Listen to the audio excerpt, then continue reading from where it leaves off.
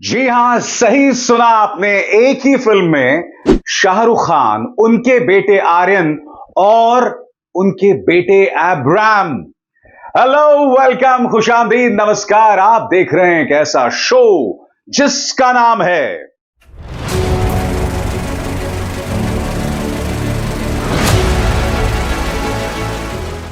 फिल्मी बातें विद अभिसार। फिल्मी बातें विद अभिसार में हम आपको बताने वाले हैं कि जी हां, एक ही फिल्म में आप शाहरुख खान, एब्राम और आर्यन यानी कि शाहरुख खान के दोनों बेटों, उन्हें देखने नहीं सुनने वाले हैं। जी हां, सही सुना आपने। आपको याद है दोस्तों, एक फिल्म आई थी द लायन किंग।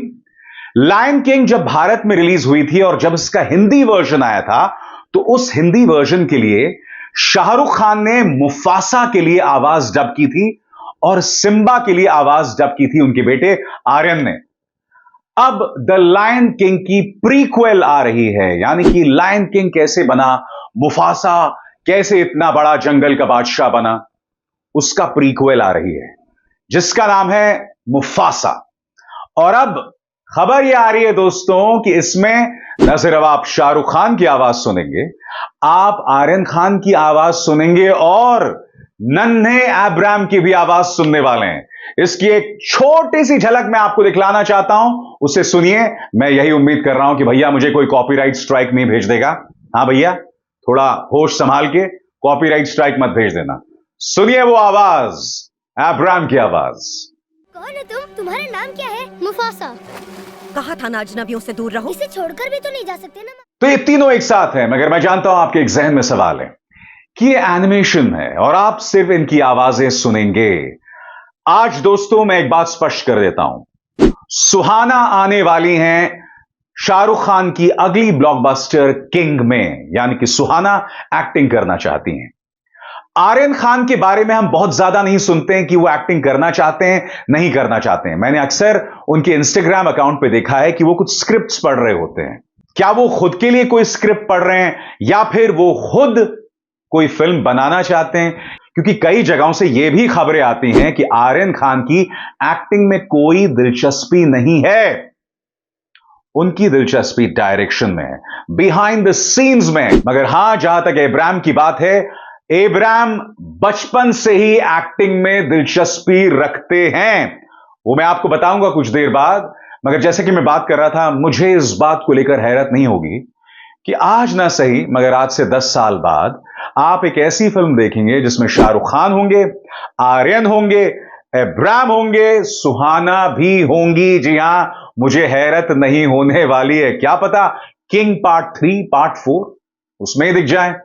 बहरहाल, शाहरुख, आर्यन, एब्राम की आवाज एक ही फिल्म यानी मुफासा में सुनाई देने पर फिल्मी एजेंसीज क्या कह रही हैं आपके स्क्रीन पर। मालूम हो कि शाहरुख खान मुफासा के लिए डबिंग करेंगे, जो एक बार फिर जंगल का राजा बन दर्शकों का मनोरंजन करेगा। वहीं सिम्बा के किरदार को आर्यन खान आवाज देंगे और युवा मुफासा के लिए किंग खान के छोटे लाडले एब्राम खान डबिंग करेंगे। यह पहली बार है जब एक साथ पिता बेटों की जोड़ी किसी प्रोजेक्ट के लिए साथ आएगी। एक तरफ शाहरुख खान किंग में सुहाना खान के साथ काम कर रहे हैं, वहीं दूसरी तरफ किंग खान बेटों के साथ अपनी जोड़ी जमाने को तैयार हैं।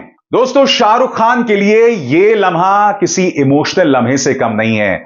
उन्होंने एक इंटरव्यू में क्या कहा है आपके स्क्रीन पर। फिल्म के डबिंग को लेकर शाहरुख खान ने कहा, मुफासा एक ऐसा किरदार है जिसके पास एक अलग विरासत है। वो जंगल का राजा है और अपने बेटा सिम्बा का भी मार्गदर्शक है। एक पिता के रूप में वो अपने बेटे के लिए सब कुछ करता है। मुफासा द लायन किंग में दर्शकों को मुफासा के बचपन से लेकर राजा बनने तक के सफर को स्क्रीन पर दिखाया जाएगा। यह प्रोजेक्ट मेरे लिए काफी खास है क्योंकि मेरे दोनों बेटे आर्यन और एब्राम इसका हिस्सा हैं। यानी कि शाहरुख बादशाह और अब बादशाह के जो राजकुमार हैं या राजकुमारी है, वो भी फिल्मों में कदम रख रहे हैं। सुहाना की जो पहली पारी थी आर्चीज, उसे दर्शकों ने बहुत ज्यादा पसंद नहीं किया। इनफैक्ट वो फिल्म मुझे इतनी वाहियात लगी कि मुझे उस फिल्म को 20 मिनट बाद बंद करना पड़ा। और यह फिल्म जोया अख्तर की थी, जिनका सारा काम अब तक मुझे पसंद आया है। चाहे लक बाय चांस हो, जिंदगी ना मिलेगी दोबारा, या फिर दिल धड़कने दो। और फिर न जाने ओटीटी पर उन्होंने कितना जलवा बिखेरा है। लिहाजा उनकी आर्चीज बहुत बड़ी डिसअपॉइंटमेंट थी। मैंने सुहाना को कुछ जगहों पर देखा था एक्टिंग करते हुए। प्रॉमिस जरूर दिखाई दे रही है, मगर वो इंटेंसिटी नहीं है दोस्तों। मैं उम्मीद करता हूं अभी वो युवा हैं, यंग हैं, आने वाले दिनों में उनका परफॉर्मेंस बेहतर होगा। जहां तक आर्यन खान की बात है, आर्यन की मैंने सिर्फ आवाज को सुना है दोस्तों, जो आवाज काफी हद तक फ्लैट लगती है, उसमें एक्सप्रेशंस की जरूरत है। और मैं जानता हूं कि शाहरुख अपने बेटे की मदद करेंगे। और जहां तक आर्यन की बात है दोस्तों, आर्यन को मैंने जहां जहां देखा है ना, वो हमेशा मायूस दिखाई देते हैं। उनका चेहरा हमेशा उतरा हुआ रहता है, तो थोड़ा उनको मुस्कुराना चाहिए, अपने डैड से सीखना चाहिए। और जहां तक इब्राहिम की बात है, he is a born actor. आपको याद है इसी मंच पर मैंने आपको बताया था कि किस तरह से किंग खान अपने बेटे को स्टेज पर देखकर झूम उठे थे।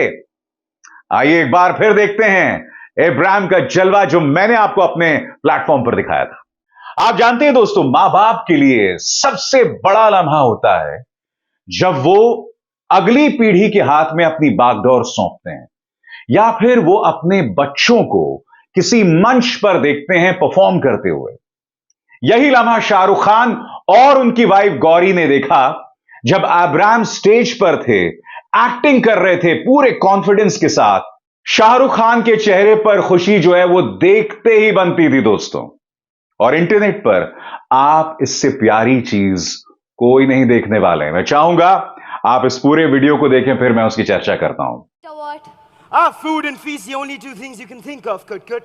Besides, there's still a few hours left for midnight. For your information. If you get up and about, old man, any time becomes midnight. Oh, really? Like you go nuts every time you see a nut anywhere? Speaking of which, where did you get such a colossal walnut from? Never seen any bigger in my life before. Neither have I. And I am called the Nutty Professor by all the squirrels all across the meadows of Chiranbal. I spotted it yesterday, lying under the walnut tree by the little mirror pond on the way to the river. Tried rolling it down here, just couldn't.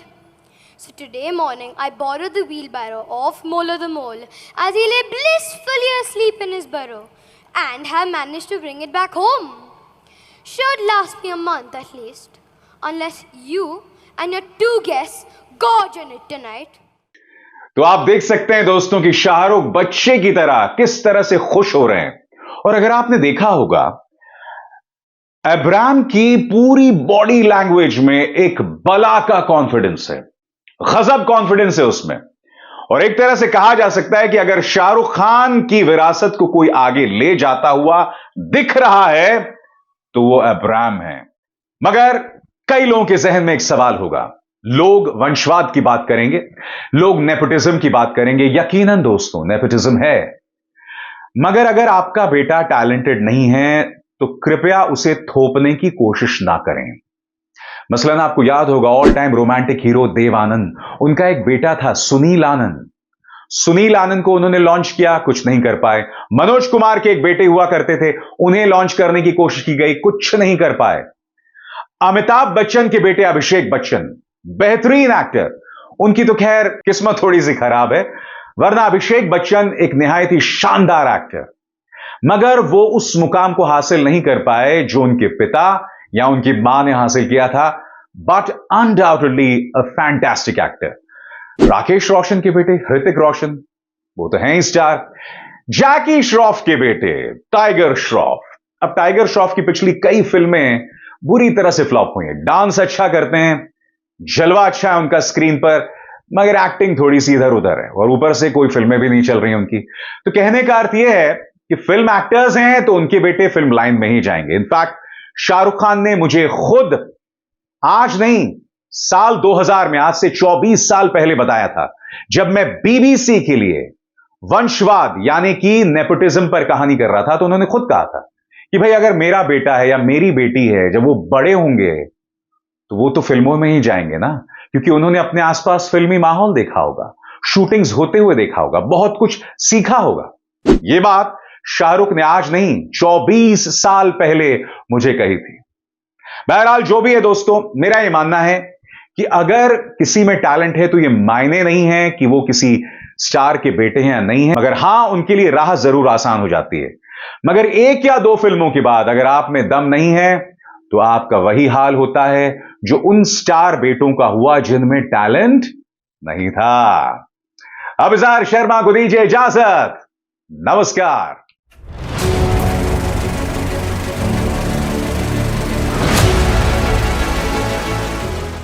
फिल्मी बातें with अभिसार।